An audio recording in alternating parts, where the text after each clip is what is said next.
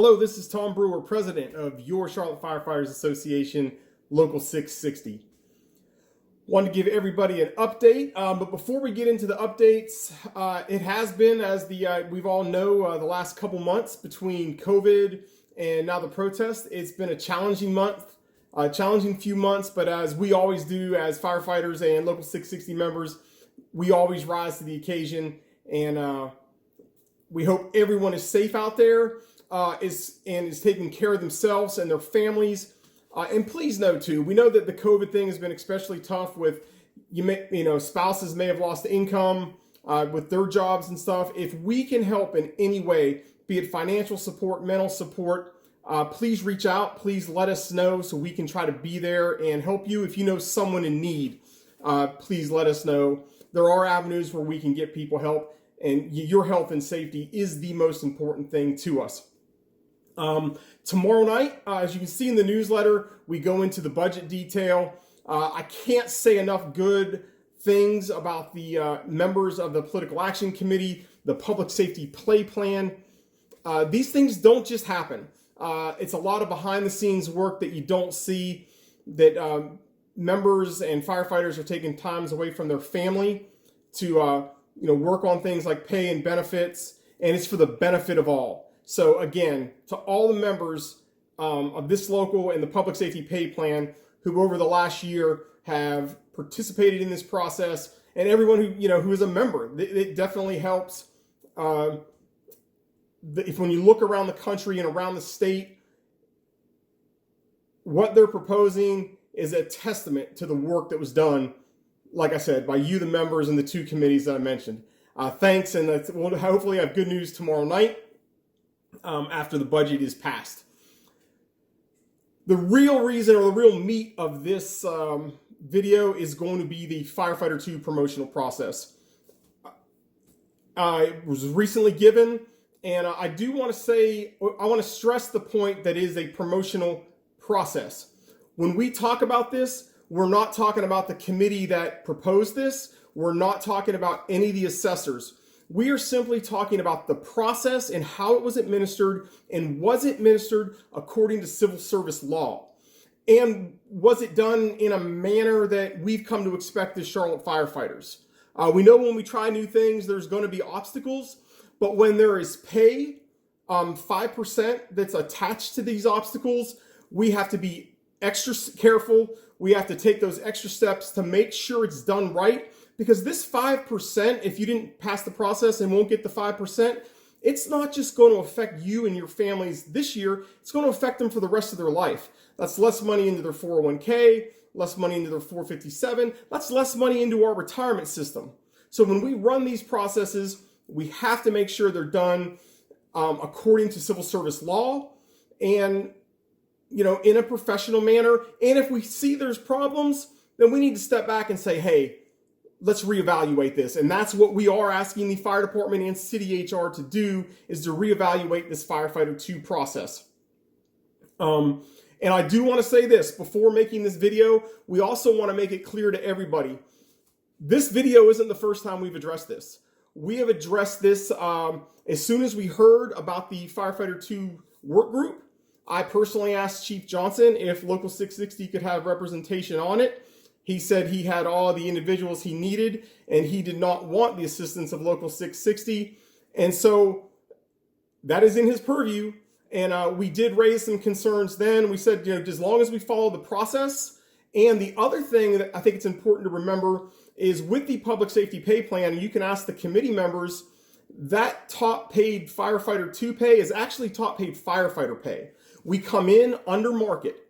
Those step plans are designed to get us to top pay. If you look at the police, for example, theirs is a straight line.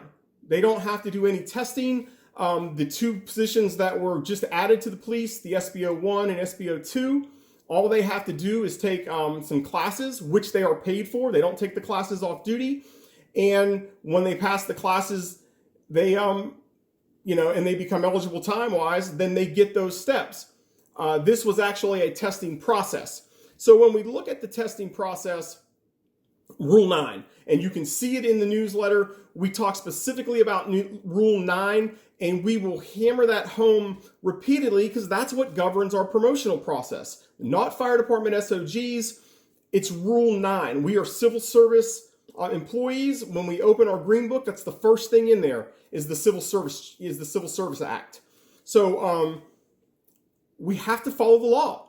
And this goes back, as you guys know well, as everyone knows well, our raising questions on the promotional process are well documented. And Rule 9. With Klempner and Matthews, this issue came up. Are we following Rule 9? I was in meetings where the Assistant City Attorney, Hope Root, said, no, we don't have to follow Rule 9. I have heard City HR Director Sheila Simpson say we don't follow Rule 9, and she bases that on the advice of the Attorney's Office. Now, even in Klempner and Matthews, I have asked for Rule 9, or we have asked for a ruling from the City Attorney. I couldn't even tell you how many times to say, if we are not going to follow Rule 9, would you put it in writing? According to the form of government we have, when City Council passes a resolution, it is in effect until it is amended, repealed, or replaced. Rule 9 has never been repealed or replaced except for one time where it was amended, and that's the only documentation we can find. If we're mistaken, we're asking the city, we've asked them repeatedly, please show us where we are mistaken. Otherwise, that's the law of the land. When City Attorney Hope Root tried to argue with the Klempner case that it was an old rule, therefore we didn't have to follow it, our attorney pointed out that the U.S. Constitution is also an old rule. But if you want to follow it, if you want to change it, you have to amend it, repeal, and replace it, and there's steps to do this. It's no different than a promotional process. Or if they want to change Rule 9, they can change it, but they have to follow the process. And when they do promotional processes or make changes to promotional processes, they have to follow it again. So the Firefighter 2 thing, again, some quick history. When we got unlimited Firefighter 2s, the council voted on the resolution, what you had to do to make Firefighter 2, and that is still in the Green Book today. So we have a promotional process, and we haven't even updated the Green Book yet, and we've pointed that out repeatedly. Back to my point, we did try to address this with the fire chief's office, HR, the manager's office, and now the HR task force. And the last group that we asked this with, so this has been going on for months now about this Firefighter 2 process. We've been raising questions, and we were told it could be months or it could be weeks or months before the HR task force could determine if Rule 9 was eligible. Now, brothers and sisters, ask yourself this. They settled a lawsuit on Klempner and Matthews based on Rule 9. Maybe they should have evaluated it after that process.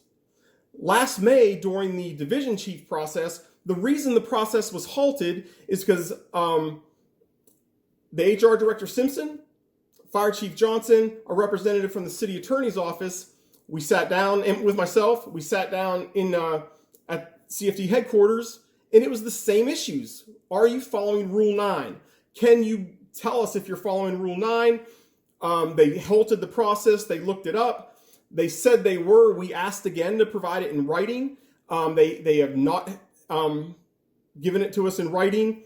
About 2 months ago, the fire chief informed me that the city attorney's office had informed him they don't have to give us that opinion in writing. I want everybody to do something. When you open the link to the city budget, there's a section in there about the city attorney's office.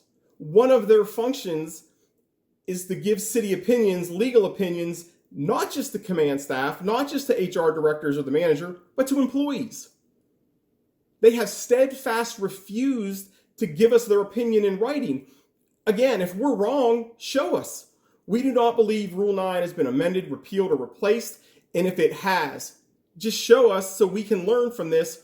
Otherwise, it is, like I said, the HR director who's over the process and at least former assistant city attorney Hope Root has said we are not following it.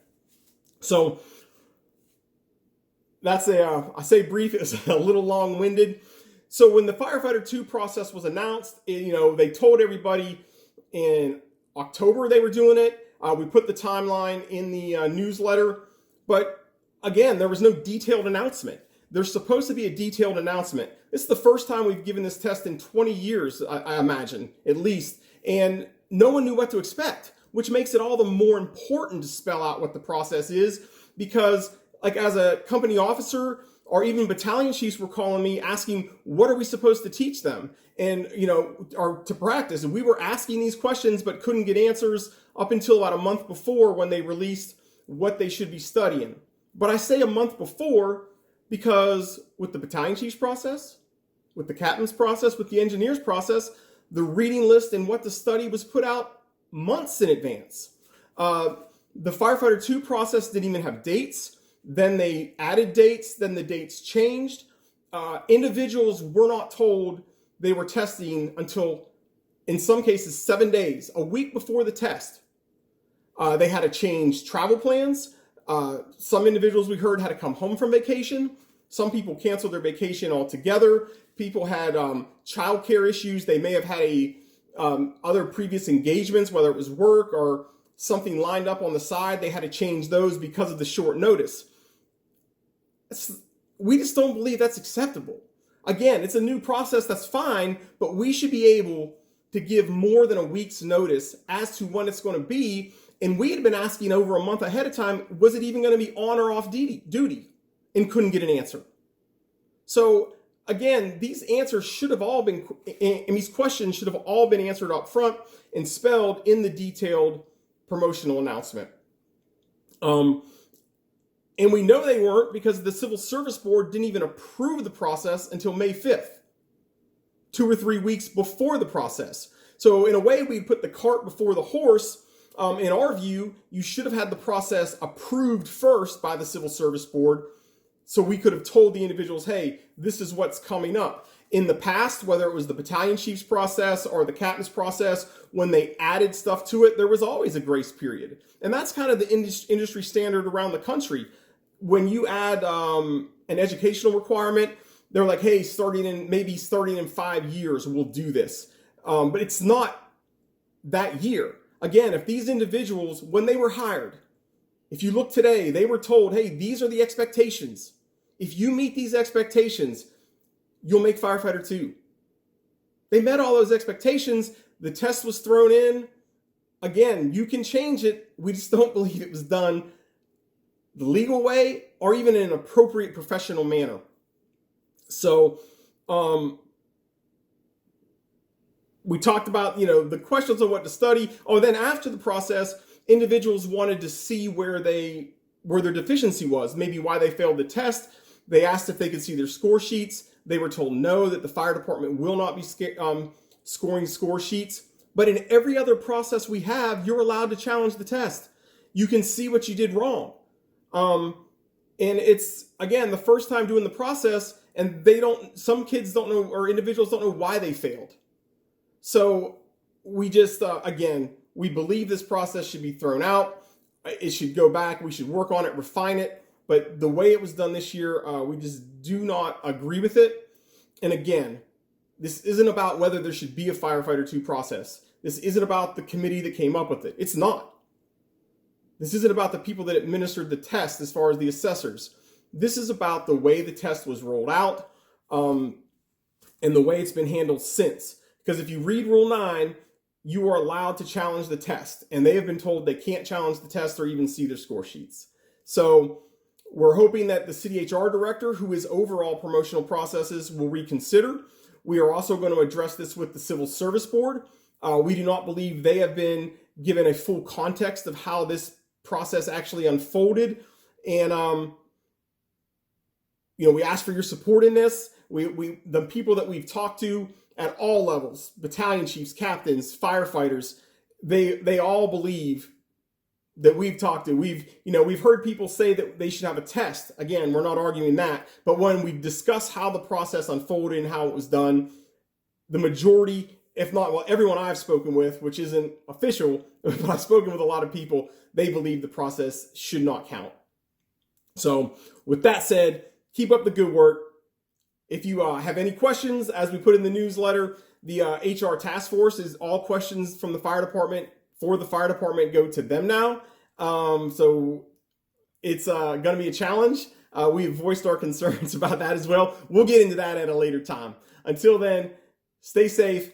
Keep your eyes on the budget process tomorrow, and we'll talk to you later. Thanks.